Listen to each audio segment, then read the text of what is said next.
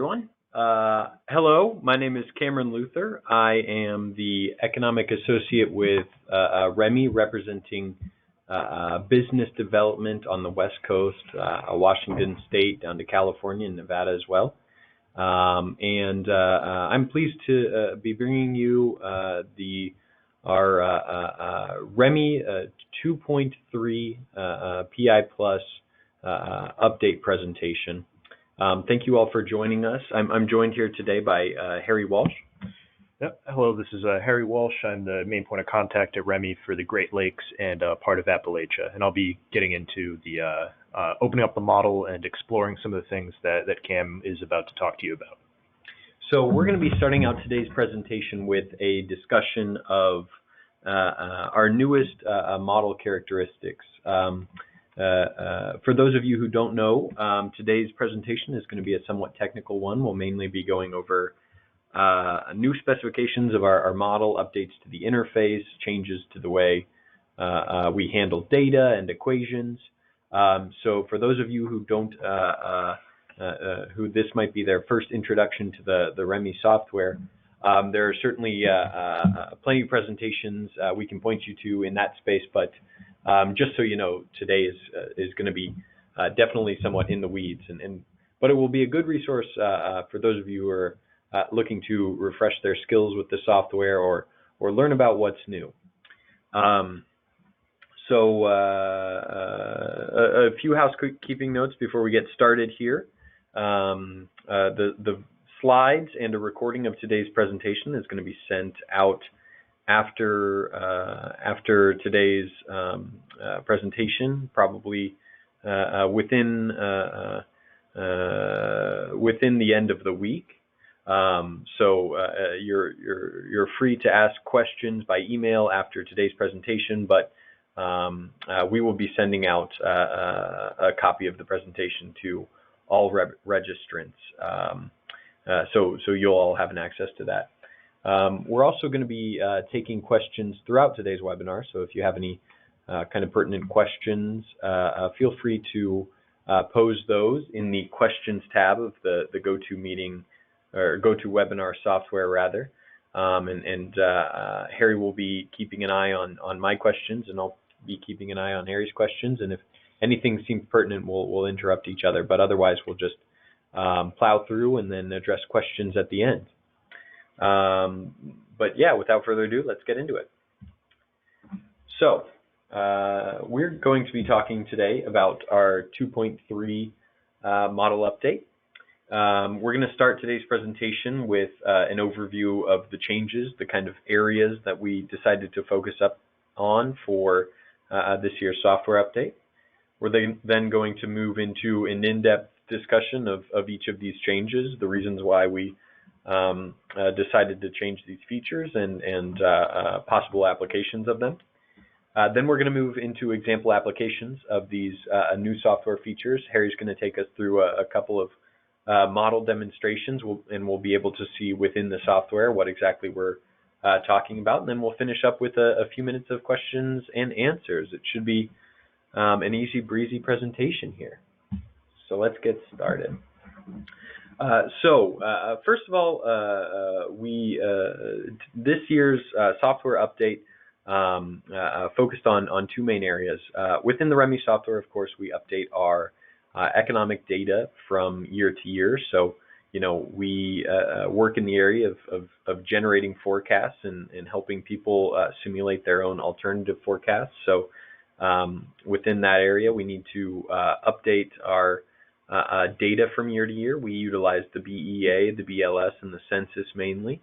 There are going to be some changes to those data sources in this version of the model. So we've adjusted some of our procedures in incorporating that data in this update, as you'll see here. The second part of our update process is more in improving the software, making it easier to use, more applicable to the questions that policymakers and economic development professionals are tackling today. We've added some new outputs to the model, a wide array degree of kind of data specification on the end of the model for our clients to use. We've got some new policy variables that should allow users to interact with the model in a more specified ways. And then we have some interface changes and software updates. And within the interface changes lie a bunch of probably the largest amount of our work in this most recent software update. We've included some really exciting new features that should make interacting with the software more intuitive and more thought-provoking than ever. And particularly, we're going to be talking about the Explore Connections tool, which really helps users to interface with, their simulations from input to output.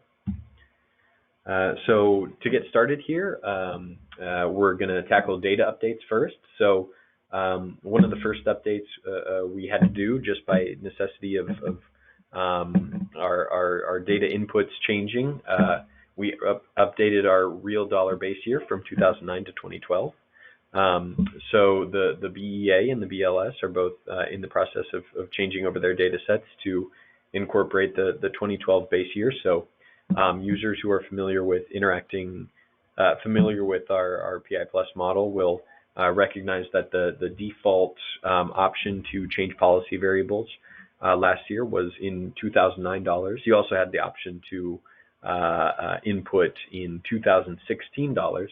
That default year is now 2012 dollars, and users have the option to input values in terms of 2017 dollars as well. That was necessitated by updates to the BEA's input-output table. We have also incorporated the BEA's comprehensive update to the local area personal income survey. They've introduced some significant updates to their methodology and a much finer degree of detail in their data, some of which includes major disaggregation of local area personal income estimates. Previously, there were significant counties in which they were not able to estimate income or employment numbers just due to the small number of firms and concerns about data privacy. But now they've changed their methodologies and we've got access to a lot more data. So users could see this impacting their forecast, possibly causing slight differences in the way state-level GDP is allocated on a county-to-county basis. But likely these are going to be very small updates and will cause only minor changes.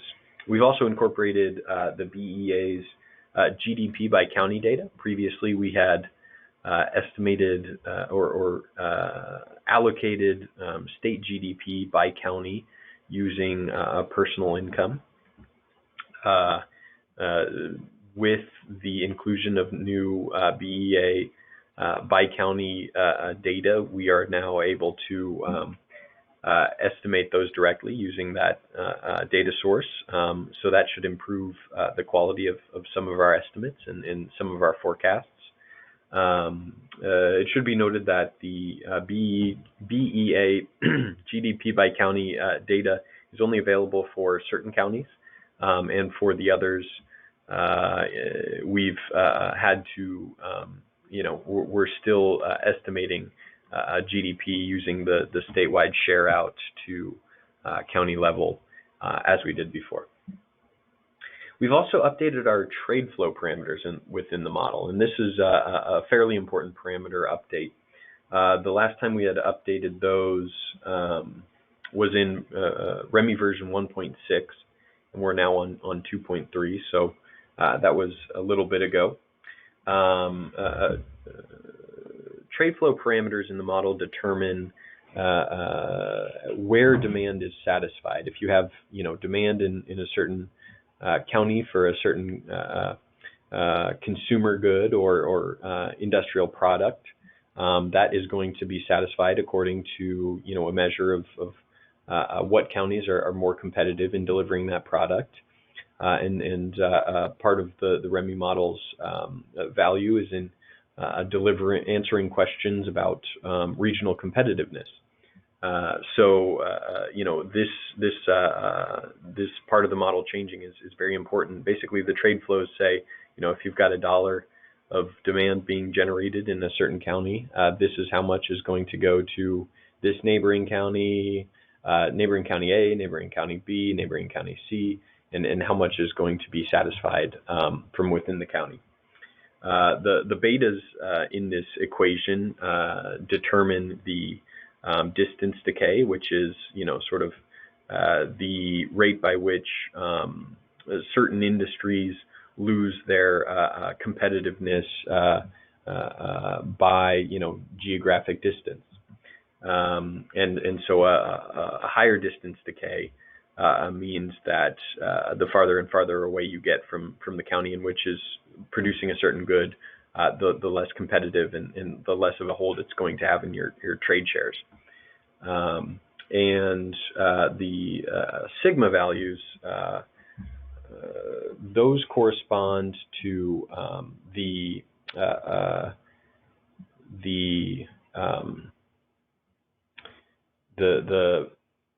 competitiveness by output of a certain industry. So if you have a much larger industry from region to region, you'll have a much more competitive industry, and so a larger sigma value is going to lead to higher trade flows on average. So you can see that from our last estimate of the trade parameters to our most current, those have changed somewhat significantly. So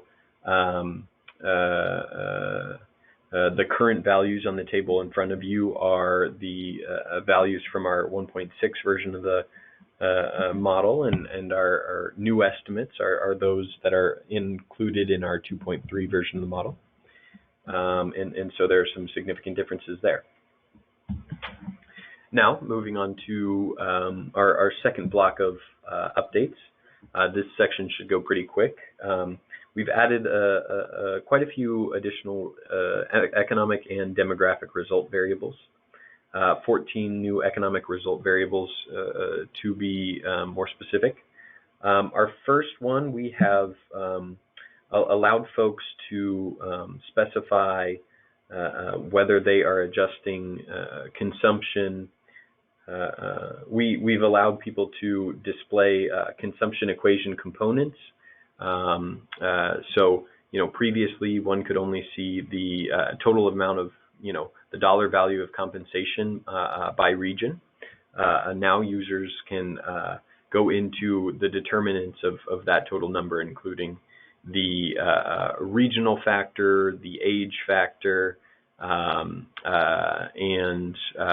the personal income factor, basically all of the components of that consumption equation. And so this will help diagnose, if you saw a certain result, a certain large increase in consumption, and you wanted to find out whether that was due to the characteristics of the population changing or a large increase in personal income in the area, you could delve into those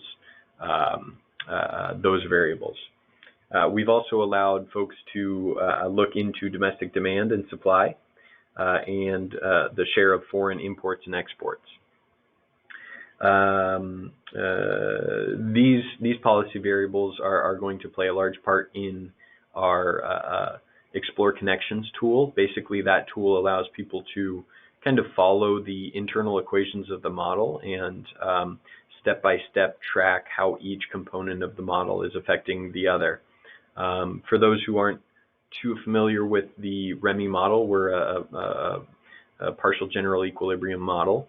And so, what that means is a change in an exogenous shift in one area of the model. An increase in spending in one area is going to cause a change in various sets of equations all at once. And so, for example, if you're expanding the number of the number of jobs in a certain industry, you're going to see a lot more output. And as that output increases, it's going to expand the volumes of output for a certain industry. And as that industry cluster grows, it's going to become more competitive and possibly attract more trade. Simultaneously, it's going to the firm that hires these new workers is going to have to source that labor from somewhere, and so you're going to see a shift in economic migration as people move to the area to take advantage of those jobs. So that sort of connecting model linkage to model linkage through the equations is going to be a lot easier in this version of the model. And part of that involves breaking out these economic result variables. We've also gone down to the single age detail for a lot of demographic variables. So I'll show you here in this is our college population, which is a special population in the model. Basically, we have our general population and our special populations. The general population is affected by a certain set of economic variables, including the relative level of personal income, the housing price, the relative compensation rate in an area. And so as those change, the regular population is going to shift about, but those same stimuli aren't going to affect your college population or your military population. So, previously you weren't able to see this variable in single age detail, and now one is. So that should allow a lot higher degree of specificity in data outputs there. We've also added some new policy variables. I'll start out with, it's the middle one here, but we've allowed within the compensation policy variable, you have the option to change by rate or amount. Previously, there were two policy variables. One allowed users to change the compensation rate, which is kind of a by per capita measure, and the other allowed users to change by amount, which is sort of an aggregated measure. And so these were two extremely different policy variables, and the same shift in one policy variable would cause a lot greater change in output than a shift in the other.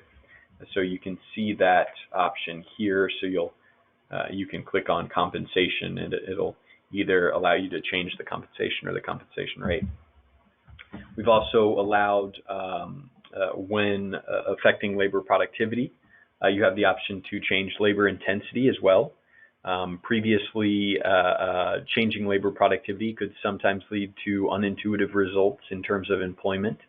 For example, a large increase in labor productivity might cause a decrease in employment as your labor is more productive. You need relatively less of it. But the labor intensity option goes with a different set of assumptions and models a situation in which as productivity, as the productivity of your labor force expands, those gains are traded into more employment rather than less.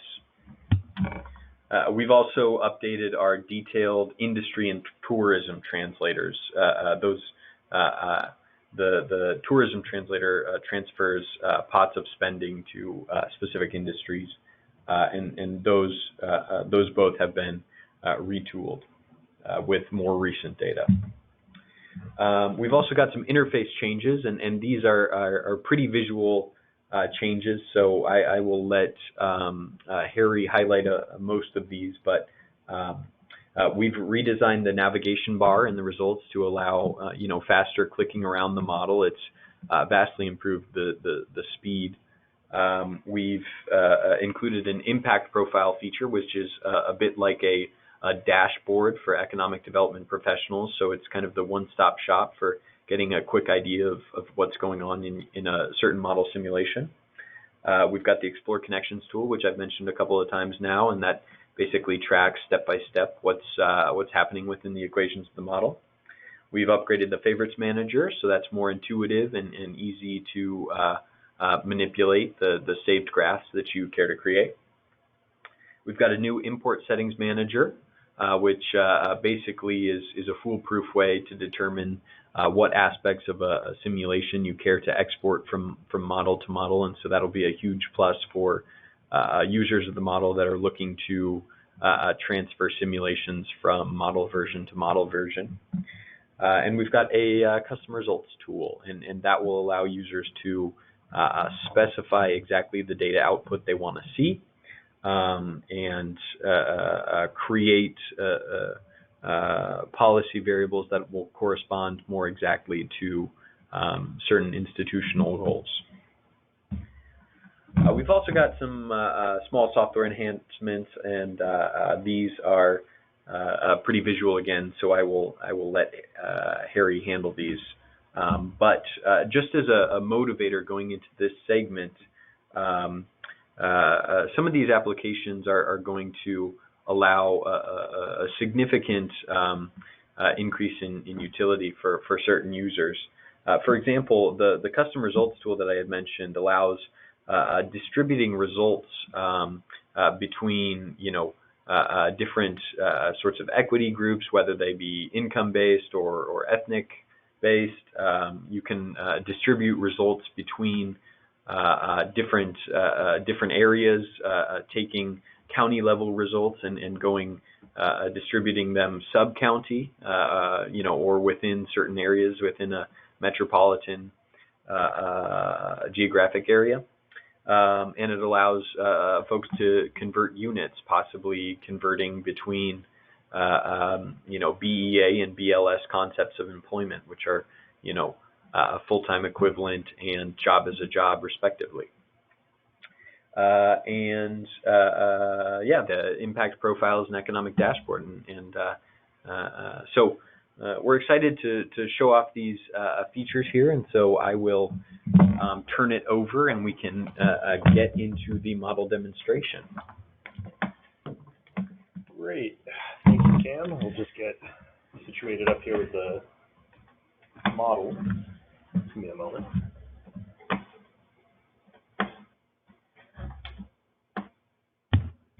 Perfect. Okay, so let me just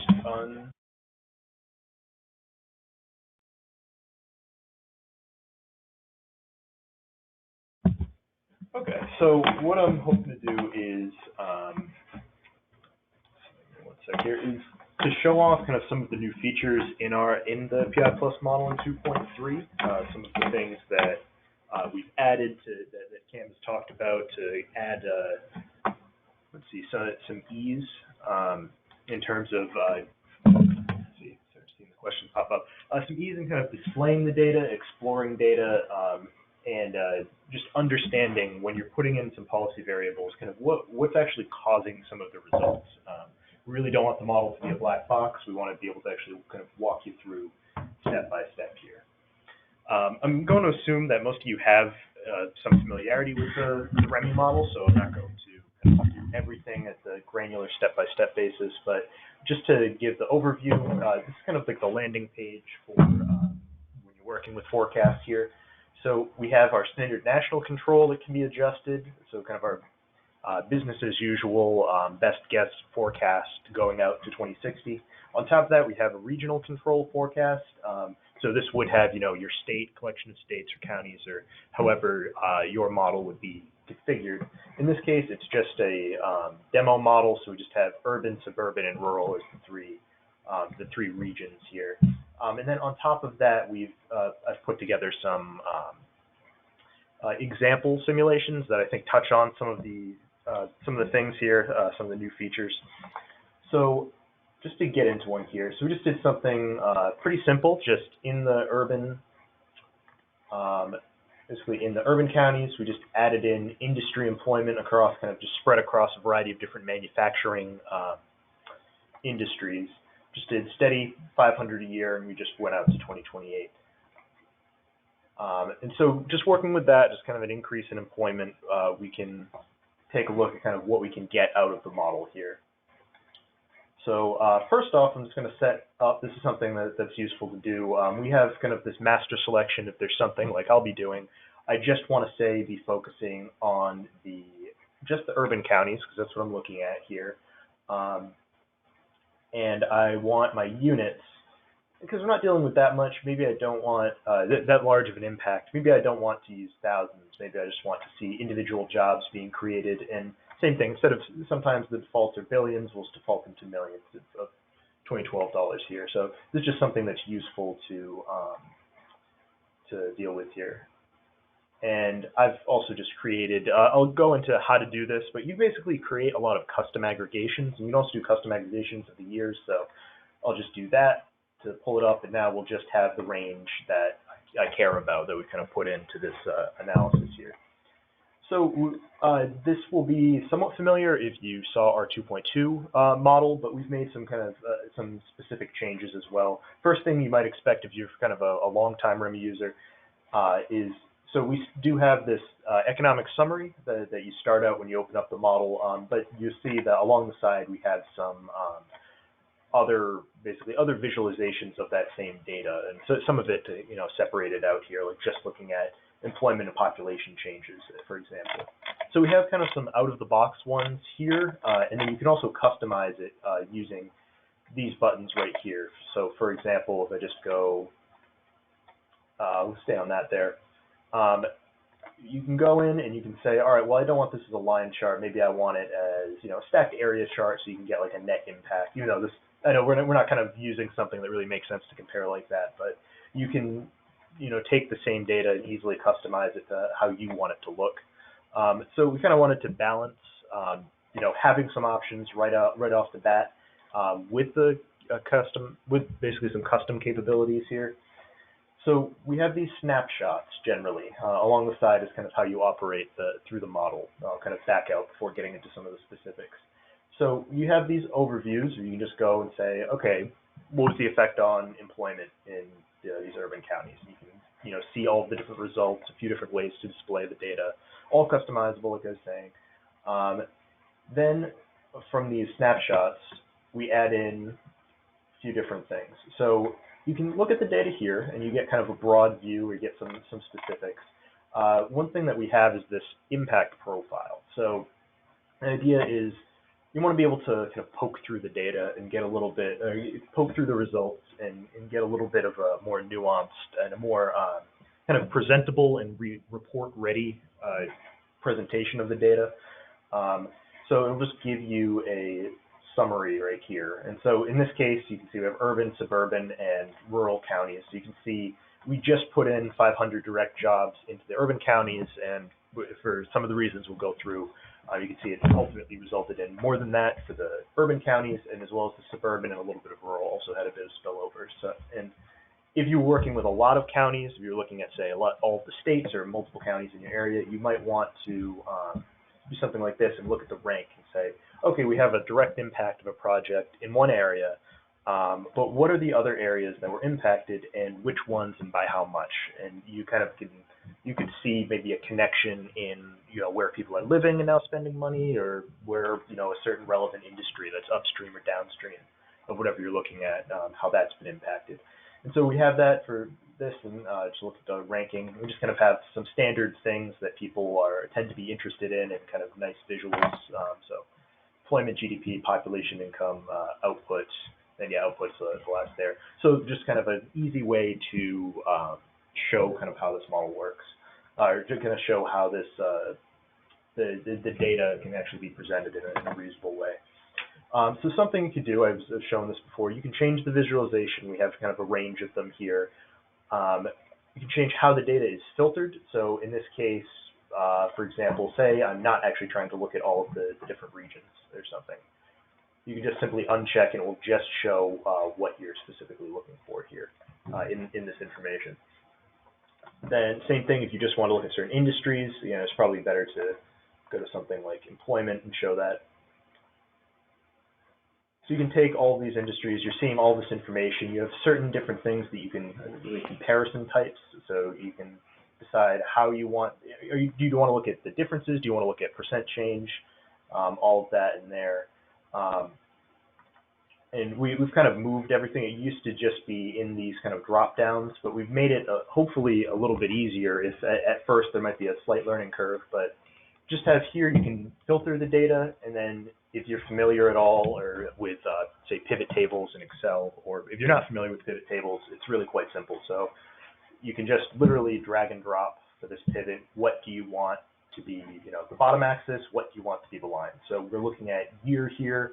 But in this case, we could do something like we want to look at the regions or something. We could have each line be a region. It's doing some very interesting things here as I'm doing that. I'm just seeing some of the changes. I'd say, what is the percent change? Excuse me, that's that larger. What is the percent change for this specific, if we want to look at a specific industry like primary metal manufacturing and say, where are the largest changes coming from, and you can see how each industry or each region is competing. So you can take any of the charts that we have here and customize them as kind of the takeaway from this. If you're confused, obviously we have the concept like employment that's pretty straightforward.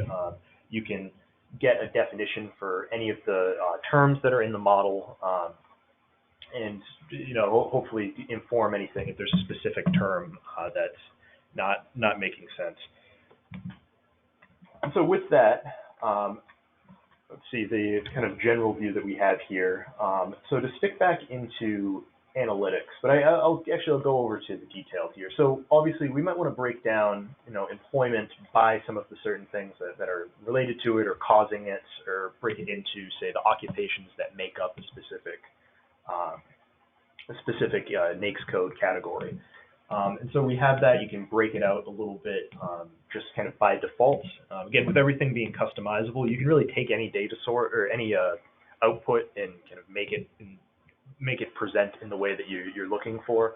But just kind of some things pretty simple like employment. Okay, I want to look at the demand source. Maybe let's say what jobs are being created by say local consumption demands in a given area. So you can see that's, in this case, those 500 jobs that we added into the urban area or urban counties, the spending, the income that they have, and also their spending is going through, and you see from local consumption demand, a lot of these, what we call population-reliant industries, retail, healthcare, food service, all of that, you can see a boost in that there.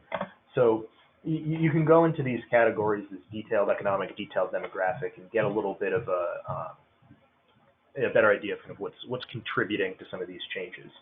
And something that has been added in this most recent version that is, I think, quite useful for trying to look at some of the impacts is this thing, the Connections Explorer. So there's kind of two ways to get to that. You can go right there, explore connections, or if you're looking at something and you're interested in what you're looking at right here. So I go back to employment by industry, so we get this back. I can say, okay, I want to see what's contributing specifically to this. We saw that local consumption demand is part of it, but it's not the whole story. So one thing we can do, a little buggy right here, but something we can do is you can take the policy variable that we've put, so this was this direct impact. And what you're going to be seeing is kind of each little step of impact here. So I'll just kind of do it generally first. So it has to think for a moment. So one of the first things that happens is industry employment increases, of course, because that's what we're doing. With employment increasing and you're having some level of productivity, you're seeing output grow. And with output growing, you can see kind of all the things that it feeds into as well. Domestic supply, of course, increases. Commodity access, so the different types of goods that are available for intermediate inputs increase.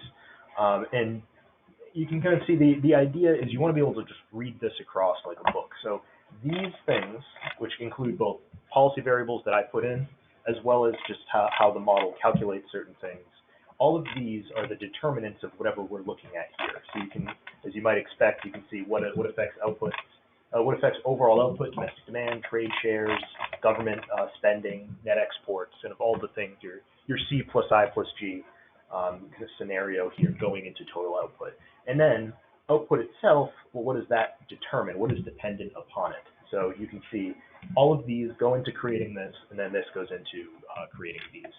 So hopefully you can go through, and what we'll do is we're going to get into a more interesting example to look at when that might be useful, basically. So this is kind of a big part of the design philosophy, I guess, for 2.3 is really trying to visualize. And even if you want to, for example, you can go and actually look at the specific equation if you're wondering, okay, why is this happening exactly like this? So we have all of our full equations, and each model includes full documentation as well if you're interested in actually going into it. Of course, all of the different variables are named things that make sense from a programming perspective, but probably don't make intuitive sense. But luckily, you can click on everything and just say, all right, we're looking at output. What are the things that affect output? Domestic demand, exports. You can see what all of these things are. And if you were looking at a concept that's a little less common than, say, output, this can give some insight at least to what's contributing to it. So, yeah, really trying to make it as transparent as possible and why the results are coming up like they are. So with that, I'm just going to go into a different example here. Let's close out of that. So we're going to look at a production cost increase. So all I did, straightforward, is doing a 1% increase in production costs for urban manufacturing specifically. And this can kind of simulate a variety of different things, but just any reason that costs might be increasing, whether it's harder to get into the area, or there's some sort of tax or something levied, anything that's increasing the production of these goods. In specifically I did this manufacturing in urban county. So with that, as you probably expect, increasing costs certainly. You'd expect kind of some of the negative results you're seeing here in these urban counties. So just as I did before, just for ease, I'm going to make sure that I have the unit set up in a way that's useful.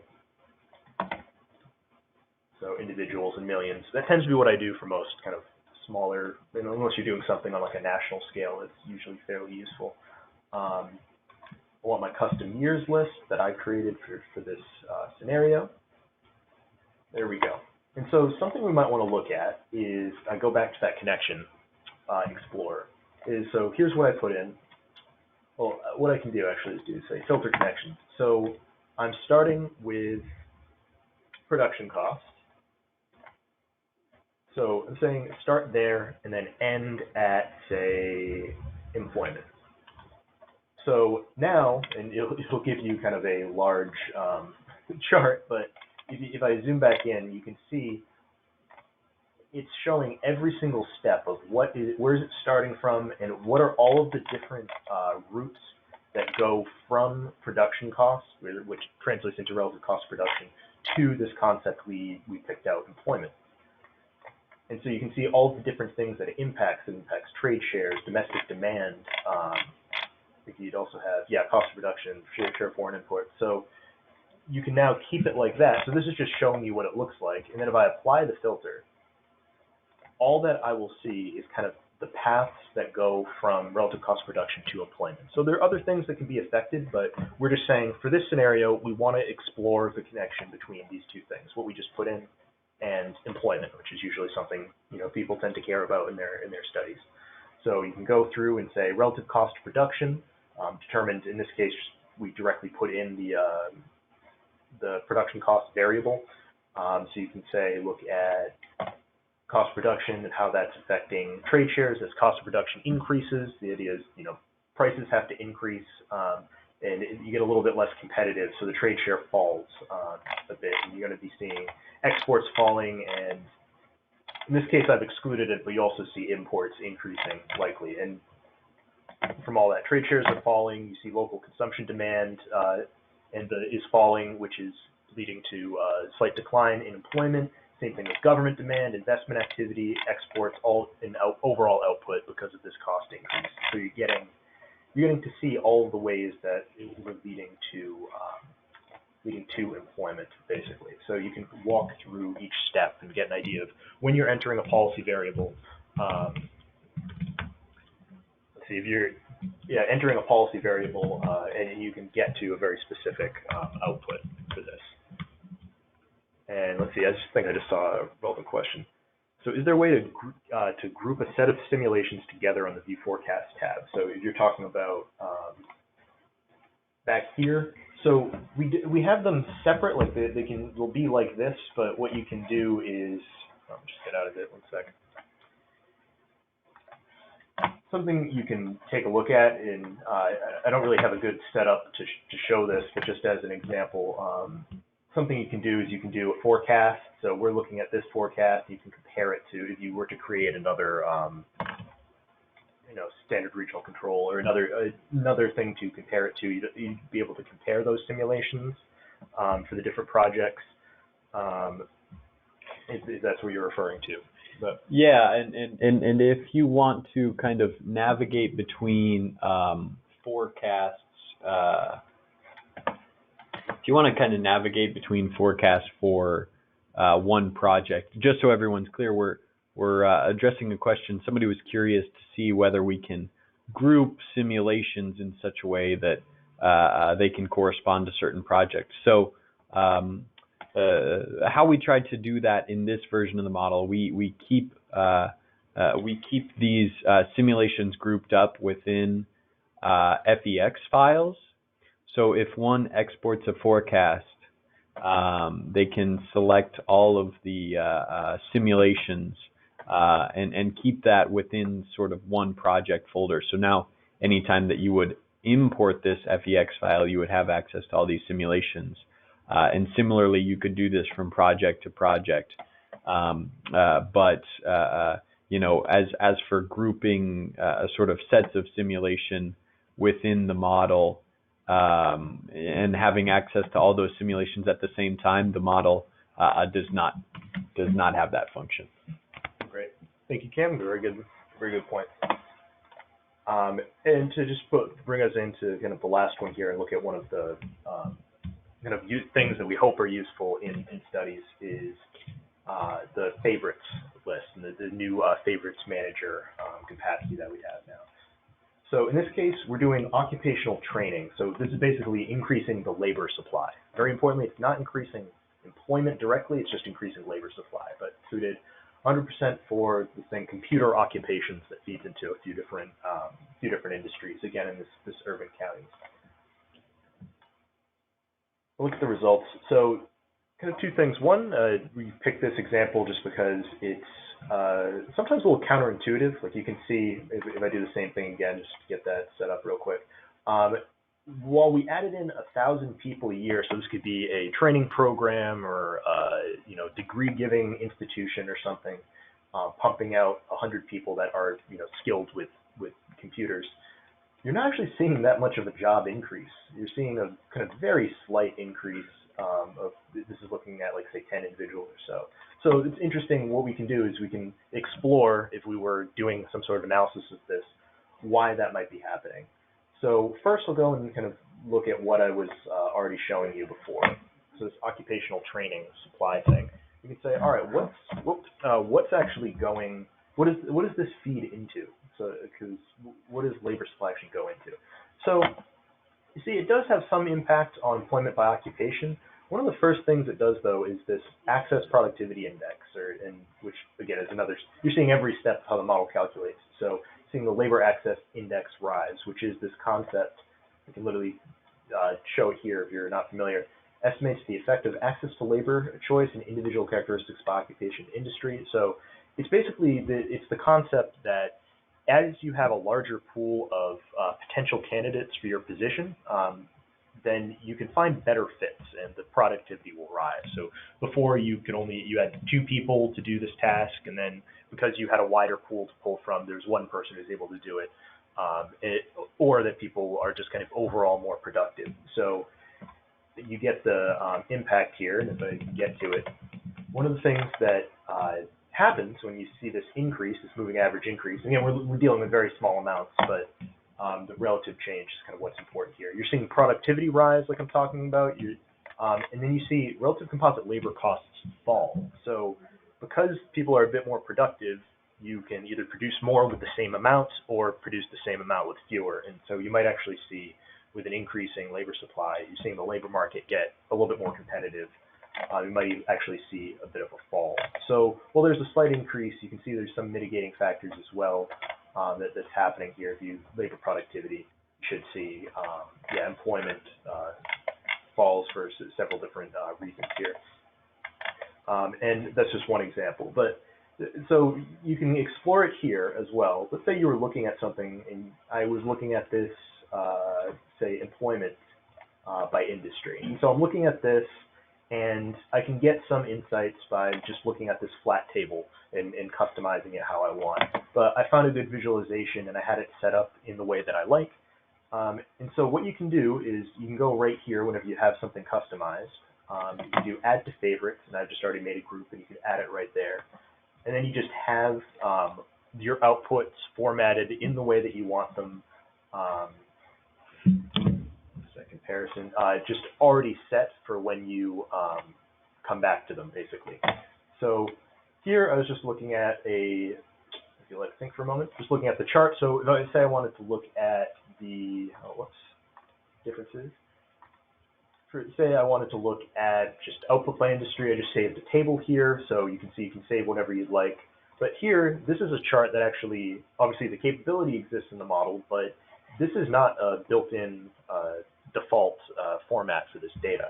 This is something that I set it up to be. So I want to see this bar chart, so you're just seeing the changes. Again, a very, very small impact, but just the relative changes here. So you're seeing a rise in several industries and then a fall in some. And so you can just easily see some industries are being hit from this. So what are those industries? Data processing, hosting related services, professional, scientific, and technical, and management of companies and enterprises. All three of which, I believe you also have a few other small ones, a little bit of government impact. All of these are industries that now are seeing a little bit of decline in employment because of that labor supply increase. Now there's so many people on the market that for a job in these industries that you're seeing a little bit of competitiveness, and you actually see a slight decline. But with that productivity increasing, the costs, labor costs lowering, you do see an increase. So prices can lower a bit. You do see an increase in many of these other industries, specifically like retail, we saw finance, other services. So some of these things, healthcare and social assistance, a lot of these things that people spend money on when they have a little bit more money. And so here, and I just pulled that. And another thing, again, one that doesn't specifically exist is I wanted to look at, say, migration. So here we're looking at net economic migration.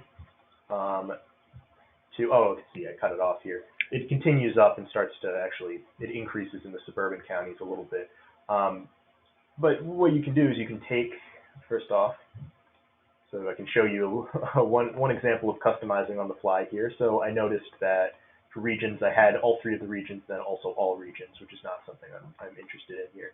So you can see the rural counties, very little impact, most of the impact in these urban counties, and then a slight increase actually in the suburban counties over this time period for net migration. So just to forward the idea that we have we have the detailed demographic section here that you can customize. And so what I have here is just kind of my own little thing that I created just called main indicators that say these are the things that I want to be looking at in a variety of studies or very frequently. You can just save it right into this favorites list right here and pull them from there. And you can also go from kind of the top down, where you can go in and say, all right, I just want to, instead of finding it in the model itself, you just want to add a visualization. You say, I know I want to look at employment by occupation or something. I know I'm really hitting on employment a lot this time. That's just a good example. You can just update that, put that in this new visualization, put it wherever you want in the group, and then just have it there. You can just save, and you'll see it just appear as an option. And you see it's just this new visualization. You can label it however you like. You can take this and kind of show it in whichever way you might be interested in. If or you want another bar chart or something, total impacts. Actually, we got a question on creating a custom table. Let's see that. So creating custom tables. Yes. So you can. So creating custom tables here. So in terms of, that's the one thing that you want to do is you'd start off with, let's see, it's saying, from what I've been trying to show, the new custom table only allows me to select one sector. So if you'd like to look at several, I just want to put that in there. I mean, you can certainly you can do a custom industry list. That's something that I was going to get into in a moment.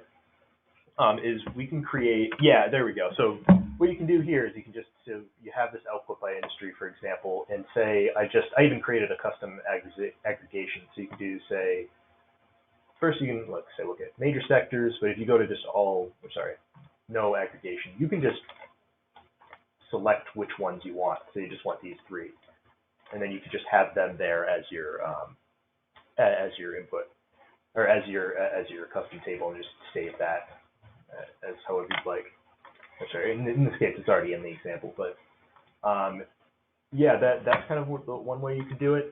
And that was something here too that I was going to show you is these aggregations, everything here were already in the model. This one, this example computer-based aggregation, is one I just created to kind of show you can do it however you like. So I just looked at what's the impact on computer-based versus all other industries, and this is just, in this case, it's just looking at compensation. So you're seeing compensation fall quite a bit in computer-based. That's something that has meaning to me, but to show you where I got that and what might be useful, let's save that there. Is you can just go into here. If you go into tools and settings on the model, first thing is just you can do this custom years list like I did. So I just did my custom years list just for 2019 through 2028 for ease, so you don't have to have any other excess years if you're not caring about them.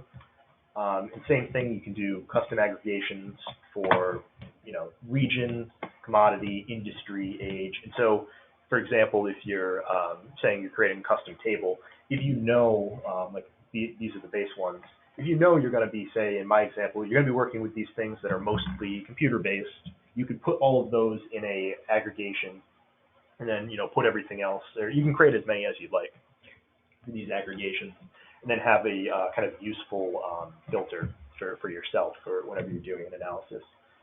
Same thing for regions. We don't have a whole lot, so it's not incredibly interesting to look at, but you can see I just grouped urban and suburban together and then rural, and it's literally, again, drag and drop, so you can just do that. You see the color changes from group 1 to group 2 when I move these things. So it's pretty straightforward there on creating that. Good. Same thing you do ages, occupation. So you can just create, and you see we have baseline ones that are just part of the model, and then you can just create however you like. Just literally drag and drop it, add a group, do the whole thing there.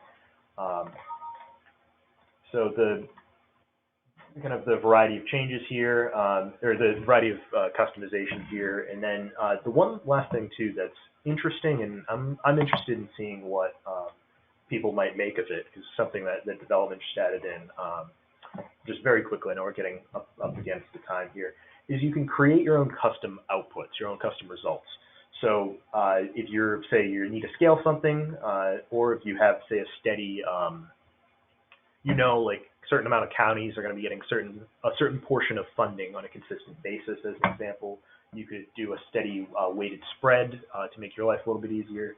And I think the most interesting one is the define equation. So you can define a variable, an interacting variable, and then getting some sort of result. So just as an example of one we created here is this disposable personal income one. So literally, if I open it up, this is not a normal result that would show up in the baseline model, but we just took, so disposable personal income over or interacting with personal income, and we defined our interaction as divisions, and you can just literally see it's disposable income over all income, and you get this thing that we've just called disposable personal income divided by personal income. So you get how much of people's personal income is disposable, if that was something that you were looking at in a specific study. So there's kind of a lot of possibility here. I'm hoping we're glad to help if anyone has an idea and is unsure how to implement it. But it's just something to add a little bit more freedom in the new versions of the model. So with that, I think I've just about exhausted the time. I think we addressed the questions that we currently have. So feel free in the next minute or two to write anything in if anything comes up.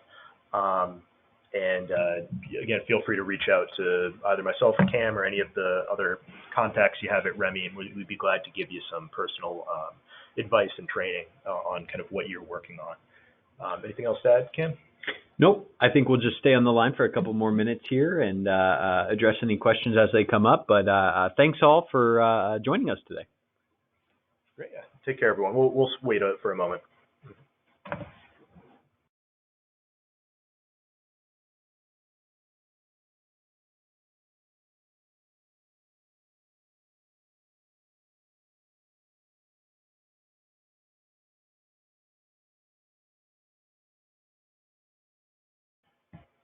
Okay, so I'm seeing some questions come in here. So let's see. First, just wanted to show I'll bring up the impact profile, and then I will get to the other question in just a moment. So just got a question. Just can we show the impact profile? So sure, if I just go in, view results for this. Under analytics, impact profile, and that's this kind of a result that we have here. And yeah, let me know if there's another question that you had following up. I don't know if you want me to go through a bit more. And then can you quickly expand, the question is, can you quickly expand on the difference between labor productivity versus sensitivity? So we were wondering if you meant intensity by that. I'm not quite sure for sensitivity what you mean. The labor, sorry, Cam. Yeah. Labor productivity is sort of a determinant into, Perfect. Yeah. Okay. So labor productivity is a determinant of how much output a given labor unit can produce. So improving the labor productivity is going to improve the productivity of the industry overall, and it's going to make labor relatively more competitive in the Cobb-Douglas labor versus capital equation. But labor intensity is sort of the variable for the competition between labor and capital within Cobb-Douglas. So increasing the labor intensity is just increasing the degree to which firms utilize labor within the production process. Yeah, and we could see when we did that occupational training and increased the labor supply and then thus the productivity of labor, you saw that capital intensity actually rose, and so labor intensity fell a little bit because of that. And actually, this is a good example of a way one could use some of the new tools here. You can use this little feature. Did you show this off? The search, go the search for it. bar. No, I yeah. don't think actually. So previously you had to kind of cast around in the model to find your graphs. You had to kind of know what you were looking for and where it was. Folders on folders. Folders away. And now you can kind of, if we're looking for labor intensity, we can find that. So if we go relative labor intensity determinants, that's within analytics and determinative graphs. And then we can go over here and view our definitions, and it'll define it for us. And so, yeah, indeed, it says it's a measure of the amount of labor used in production versus capital and fuel relative to the nation. And so increasing labor intensity is going to allow us to counteract some of the decrease in labor that occurs when increasing labor productivity, just because you need less labor to get the job done. All right. Let's see. It would be interesting to chart and compare the following measures by region area, personal income, disposable. To verify that forecast results are not violating historic relative relationships. Sure, I see. So you're saying it's like a validity, from a validity standpoint.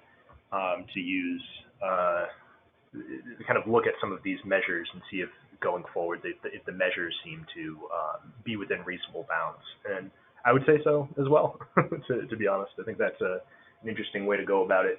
Because, I mean, we always want an option for, to verify that what's going on in the model is reasonable. I think we've gone at least a step towards it with some of these things, with being able to create the custom variables and being able to explore the relationships and the equations. But yeah, no, I certainly would agree. And we do report on some of these values for per capita. I think we do income per capita and disposable income per capita for sure. But yeah, that's a good point. And yeah, and I think I don't know if this is what prompted it, but like I don't think we have a GDP per capita as a default, but that's something we could create. Yeah, with exactly. Custom variable. All right. I think that is the last of our questions here. Thank you all so much for joining. As I mentioned, we'll email out a copy of the slides and a recording, and feel free to shoot us an email. Thanks all for joining here. Yeah, take care, everyone.